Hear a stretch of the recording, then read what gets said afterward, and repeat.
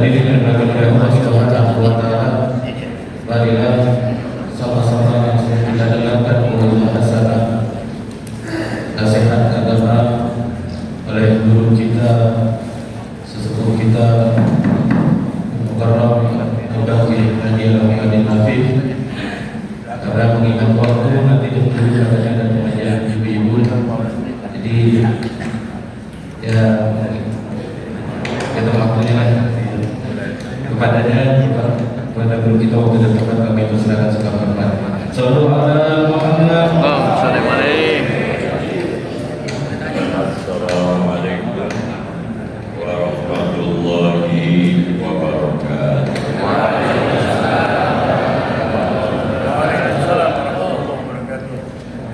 Bismillah walhamdulillah wassalatu wassalamu ala rasulillah wa ala alihi wa sahbihi wa man tabi'ahu wa nasarahu wa wala Al-Mukarramin, para kiai, segenap para ustaz, tokoh masyarakat yang kita hormati, aparatur pemerintah, segenap minister, ketua Porsila dan ketua DKM Masjid Kebanggaan kita Al-Ikhsan, dan segenap jamaah calon-calon ahli syurganya Allah Subhanahu. Hari ini saya sangat bersyukur. Ini namanya takdir. Saya tidak membuka-buka WA, ternyata ada Ustaz Iksan, ada WA, saya ceramah di sini, saya nggak tahu. Karena saya tadi lagi selesai pengajian di Masjid Al-Muta'alimin, Bapak Haji Ami, Ketua Parsiman, tahu ada WA ya, lagi ada ceramahnya di sini, nggak tahu. Ini takdir. Alhamdulillah. Berarti dapat amplop ini semua. Rencana kita di situ mau kayak kasih gage sama Jawi aja. Ada seorang kan kita gak ceramah. Dari sini apalagi ketuanya ini semua. Inilah takdir. Yang paling terkenal terbayang saya kalau kesini ini bawa Kau Haji Abbas sama Haji Tuki dua. Ini malah gak kenal muda ini mandiri sudah juara teswir. Zaman dulu namanya teswir. Haji Abbas itu juara teswir. Asal Jawa tuh. Kalau bawa Haji Tuki luar biasanya mah disiplin sama dongdang ayam kedua.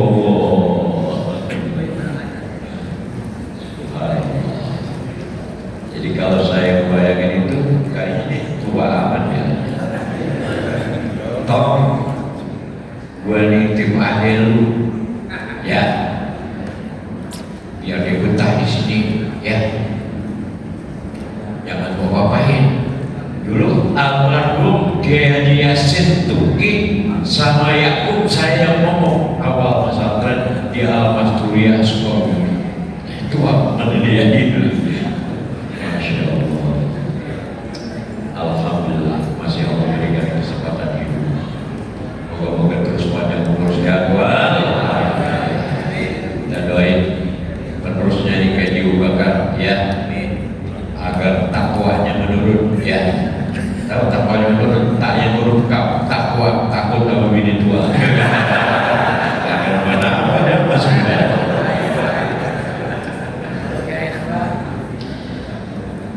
Jadi temanya bertakwa aja. Yang tadi disampaikan Nabi Ibrahim begitu patuh dengan aturan Allah. Wa iziddala Ibrahim bi kalimatin fa'atammahunna. Ketika beliau diuji dengan bermacam-macam ujian. Sekian lama gak punya anak, sudah tua, hanya dapat istri yang muda Siti Hajar. sedang montoknya, baru penyalan satu diperintahkan dibawa ke Mekah, ditinggalin di sana. Bayangin, kira-kira tinggalin bini yang montok begitu kira-kira itu ujian luar biasa. Tapi seluruhnya Pak Anto maunya di takwa. Dari mana datangnya lintah?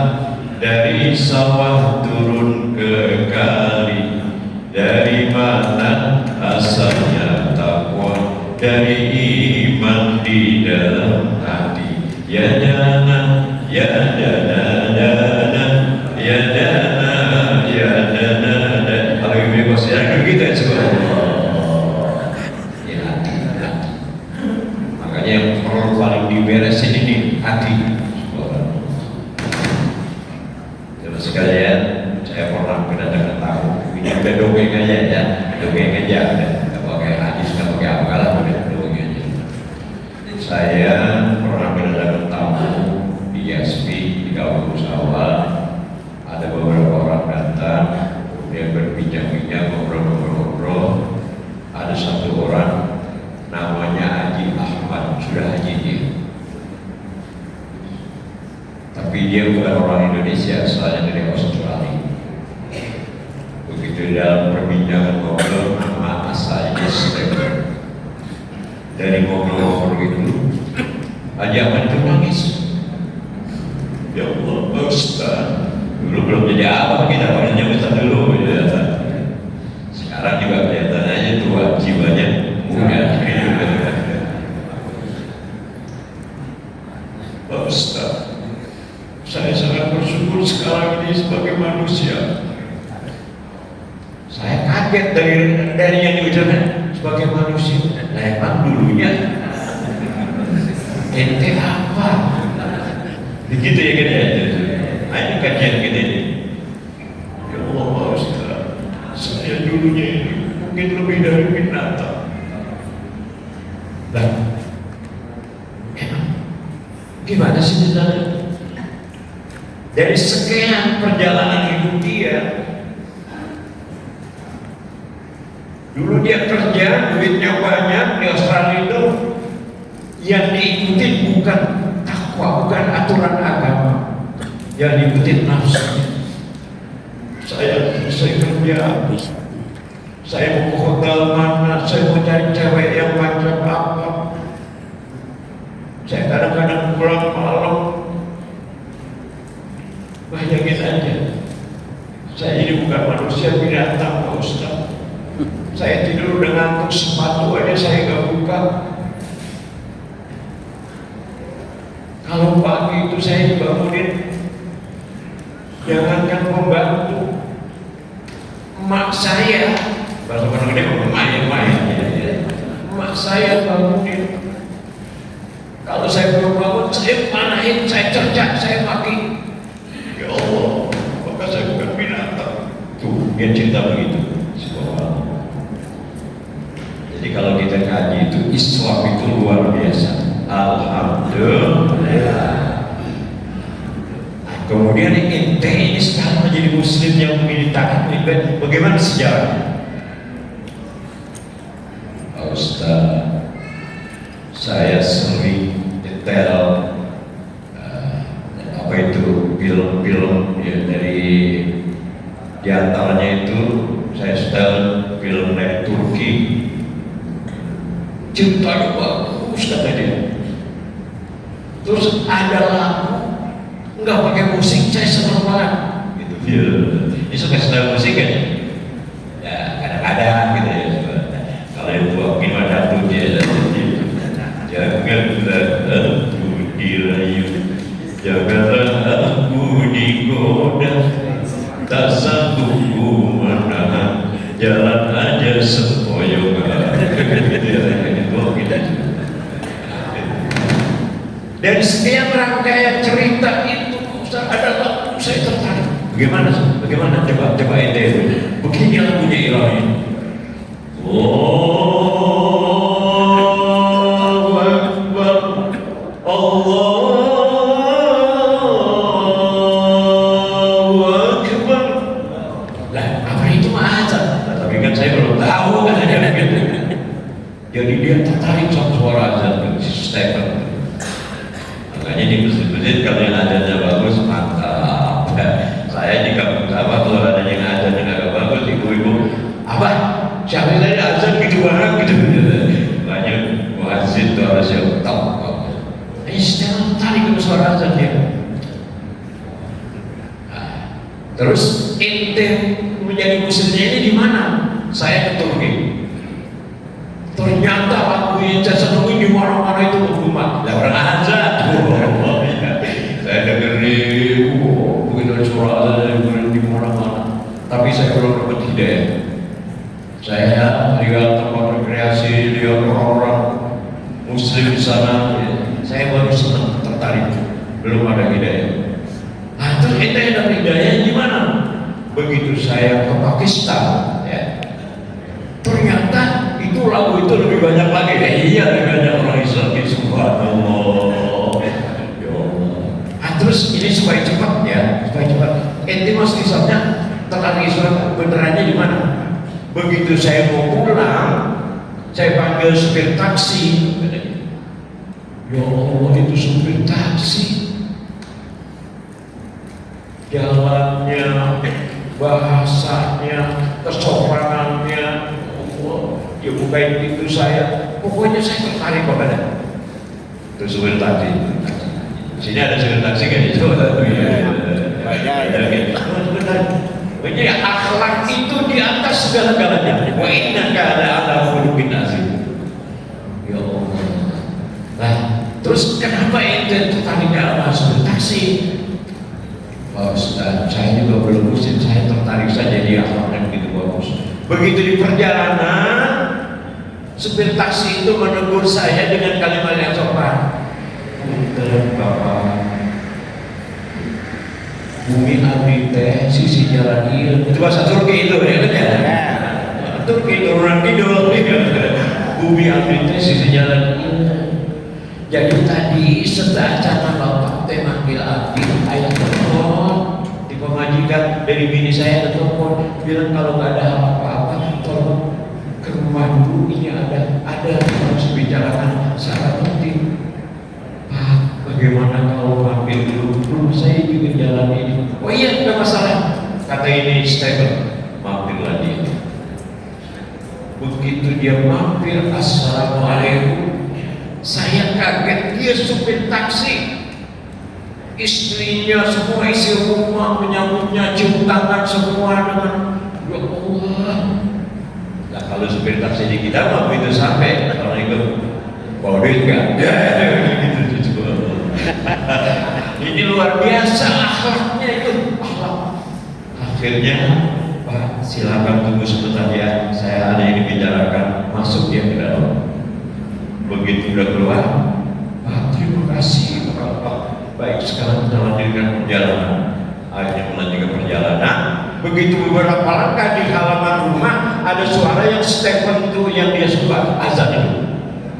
Allahu Akbar, Allahu Akbar. Supir taksi itu mengusap punggung saya, wajahnya agak kelihatannya kayak ketakutan. Kenapa? Anda kurang sehat? Ya kenapa? Suara ini, saya juga memang suara ini saya tertarik sekali. Ya kenapa suara ini?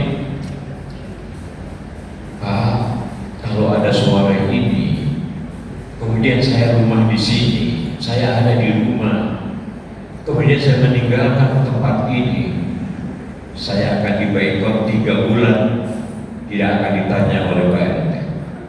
Saya ngurus administrasi apapun tidak akan dilayani. Itu untuk 1 kali saya meninggalkan suara ini. Jadi bagaimana? Jadi saya harus memenuhi datang ke tempat suara ini. Yang dimaksud sholat berjamaah luar biasa. Ya udah, baik kalau saya tunggu di sini. Pak, mohon maaf, Bapak ini orang asing, gak dikenal, gak bisa duduk di rumah seorang yang suaminya gak ada. Jadi saya ikut dia setelah ke masjid, tunggu di rumah. Selesai sholat, singkat, bilang itu si tadi sekretariat itu, mohon maaf, saya ada yang perlu diantar saya dulu. Siapa dia? Kayaknya dia orang asing. Kayak wajah-wajahnya sih gantengnya kayak orang kampung sawah. Begitu aja. Oh. Baik, kalau begitu kita temuin dia. Sebuah itulah akhlak. Akhirnya imam itu kemudian nemuin saya. Dia merangkul saya, dia menciumi saya, dan semua jamaah dia menghormati saya. Saya ini binatang, kata dia. Ya Allah, akhlak orang Islam luar biasa. Kan Stephen terus akhirnya kan Stephen, saya terima kasih Anda mencintai saya. Tolong saya ingin seperti Anda. Maksudnya apa, Pak? Saya ingin, kalau Bapak ini agamanya Islam, saya ingin menjadi Muslim. Oh, Islam gak bisa begitu. Anda di sini aman. Silakan mau lanjut perjalanan kemana? Silakan. Kami hormati, kami hargai. Islam tidak ada paksaan. Jadi kalau Anda hari ini mau masuk Islam terpaksa, tidak bisa. Enggak, saya enggak terpaksa. Saya betul-betul sudah lama tertarik saya.